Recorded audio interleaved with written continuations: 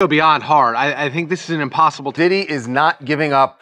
Diddy was staying at the Holmes has been denied bail. No deal that about their ability to handle the scope and complexity of the case. New judge and his evidence sealed, and a lot of people are. First step, we have a bail appeal scheduled for tomorrow at 3:30.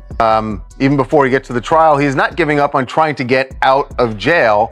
You know that he has been turned down twice to get out on bail, and he is being held in Brooklyn and will be there until the trial begins. Unless he appeals and an appeals court says the judge was wrong, the judge should have allowed him to post bail, which is exactly what they are going to try and do. Right, and he has brought in new lawyers to try and get this done. According to TMZ, Diddy is battling to be released from custody before his trial. Diddy is currently in custody in Brooklyn and has already faced the denial of 2 bond requests. In an attempt to bolster his case and make another bail request before the trial, Diddy is appealing the judge's ruling and has hired fresh attorneys. Following his arrest on accusations of racketeering and misbehavior, claims surfaced that Diddy was placed on self-destruction watch, raising questions about his mental state while incarcerated. Rumors say that Diddy is having mental health issues. You're asking an appellate court judge to say that the trial court judge got it wrong, to your point, abuse of discretion, but it's based on the evidence before the trial judge. There's going to be a tremendous amount of deference given to the trial judge on his interpretation of the evidence. I can't see an appellate court overruling it just simply based on some sort of abuse of discretion. It's not here. About Diddy's situation. According to TMZ, he is being prosecuted on severe counts of trafficking, racketeering, and arranging for the transfer of an adulterous act.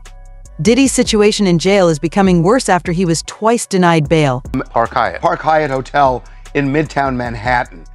He apparently knew this was coming. Yes, he's been preparing for this. And just hours before his arrest, was walking around the streets of New York, talking to fans, taking selfies with them. He and his son, Christian King Combs, were walking around talking to fans. So he seemed like he didn't have a care in the world. He'd been there earlier in the week. Over the weekend, was in... Diddy is being imprisoned in Brooklyn's Metropolitan Detention Center, MDC, which is notorious for having the worst conditions, including lousy food, poor lighting, and inadequate medical care. These circumstances are said to have added to Diddy's anxiety and fear after his arrest and continued incarceration. In connection with the sexual abuse and sex trafficking charges he faces. And as Les Trent reports, the music mogul who once traveled by private jet to all those mansions is now in a jail that is notorious for its bad living conditions. Visit inside this federal lockup. There have been 2 murders, 4 suicides, and numerous stabbings and lockdowns in recent years. It's so out of control inside that 4 federal judges are reportedly refusing to send any. Diddy's career and personal life could undergo a significant change as a result of this development, especially considering his high-profile status in the entertainment industry. A legal expert reportedly stated that Diddy could be facing several years in prison. This suggests that the charges or allegations against him are serious and could carry significant legal consequences if found guilty. The length of the prison sentence would depend on the severity of the crime and the evidence presented. the U.S. Attorney's Office can offer, and it's certainly not one that Diddy will accept. It would involve decades in federal prison. We're talking about mandatory minimum sentences of 10 years for both the drug charges and the sex trafficking. So we know that Diddy has fought charges before. There were state charges, there were gun-related, the nightclub shooting with J-Lo, but he's going to dig in his heels, and this case is going to trial. So if you're prosecutors, you really want to make sure that your evidence is bulletproof before you go down. Diddy filed an appeal to contest the judge's decision to deny him bail in his case, citing worries about possible witness tampering and violent conduct.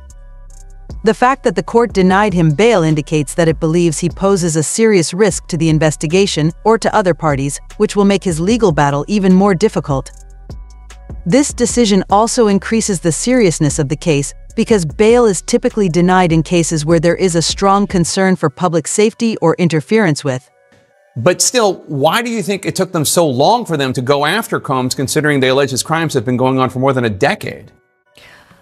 My theory is that the government had an easy time putting together this final prosecution because of all the civil actions existing against Sean Combs right now. The case with Cassie, which that video was shown, his former girlfriend, where he was seen assaulting her. It looked like certainly that he was assaulting her on video. I think the government and investigators were able to accumulate all this easy evidence. Controversy surrounding the case after a new judge was appointed, the evidence was sealed, and the defendant was twice denied bail. According to reports, Diddy wants a quick trial, but the judge questioned whether he would rather have more time to consider the facts. Freaking out about this. They're saying that it's super weird timing for all of this to be happening, but it's not exactly what you guys are thinking. And the way Diddy is doing this is actually stupid, because he actually wants a speedy trial because he got denied bail twice. So the judge was asking him, so what do you want? Do you want a speedy trial? Do you want to review the discovery that's going to be produced? Do you want to come back in 45 days? Or do you want me to set a trial date? I can set a trial date if you want me to set a trial date. And Diddy's lawyer has already confirmed this multiple times. Once he got denied bail, he kept saying that he was pushing for a speedy trial. And the judge told Diddy when he asked for the speedy trial, whenever you want it. And if I can't try it, I will find a colleague who can if you want to set a trial date. So this could be exactly why Diddy has this new judge assigned to his case, but this is also a downfall for Diddy, because the worst thing that you can do is want a speedy trial when you haven't even went. Diddy's legal team reaffirmed their commitment to fighting the accusations and defending him throughout the legal process, highlighting their desire to obtain a favorable outcome in the ongoing legal proceedings. Even though Diddy has adamantly declared his innocence, despite the serious charges he faces following a court appearance. In front of Judge Carter, the district judge assigned to this case, I think that we made the points that we've been wanting to make. I think he came out. Mr. Combs is a fighter. He's going to fight this to the end. He's innocent. He came to New York to establish his innocence. He's not afraid. He's not afraid of the charges. There's nothing that the government said in their presentation today that changes anyone's mind about anything. He's been looking forward to this day. He's been looking forward to clearing his name, and he's going to clear his name. And we're going to stand by his side as he does. We believe in him wholeheartedly. He didn't do these things. This was a 10-year relationship. There's no coercion. There's no crime. There's basically just, someone who brought a civil case and now is finding themselves as a witness in a criminal case. And we're going to fight this case with everything we have, as is he. And eventually he's going to be shown to be innocent. And so tomorrow we fight again, and we'll fight every day until we don't have to. Due to Diddy's refusal to post bail, his life has significantly changed from one of luxury to the worst conditions possible. He is currently restricted to a simple existence, experiencing isolation and an uninteresting routine that is very different from his previous luxurious lifestyle. His freak-offs. What a word that's become, honestly. And just to give you a little list of exactly what him and his employees got up to here, we've got sex trafficking, forced labor, interstate transportation for purposes of prostitution, coercion and enticement to engage in prostitution, narcotic offenses, kidnapping, arson, bribery, and obstruction of justice. Wow. Like, you know what?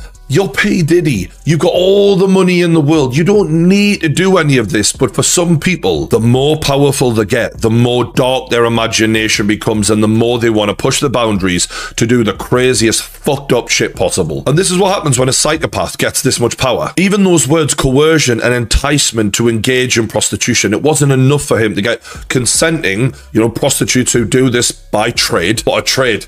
Do you know what I mean? I don't remember that in my apprenticeship. But people who do this for a living anyway. It was fun for him to take people who would never ordinarily have been a prostitute into that so that they could become his toys. And by the sounds of it, P. Diddy and his employees would do whatever it took to get women into his inner circle to participate in whatever fucked up shit he was into. He would use threats. He would use intimidation. He would even use the offer of a romantic relationship, that lover boy method that...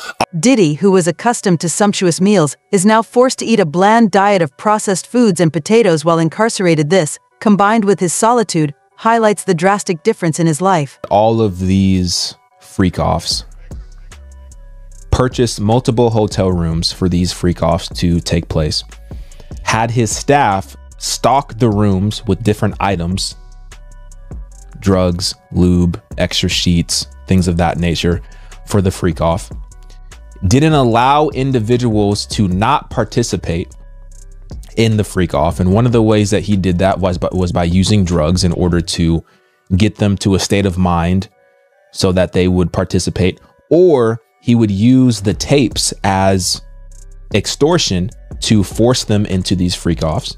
And he did all of this for his own perverted, twisted benefit. I don't know if he was participating in these.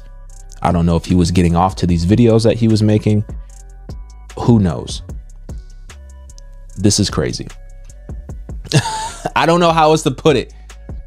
It's crazy. It's terrible. The amount of people whose lives have been forever affected by this. I just want to know some more information, and I want to know who else is involved in this, because I have a feeling that this is going to be massive for the next 2-3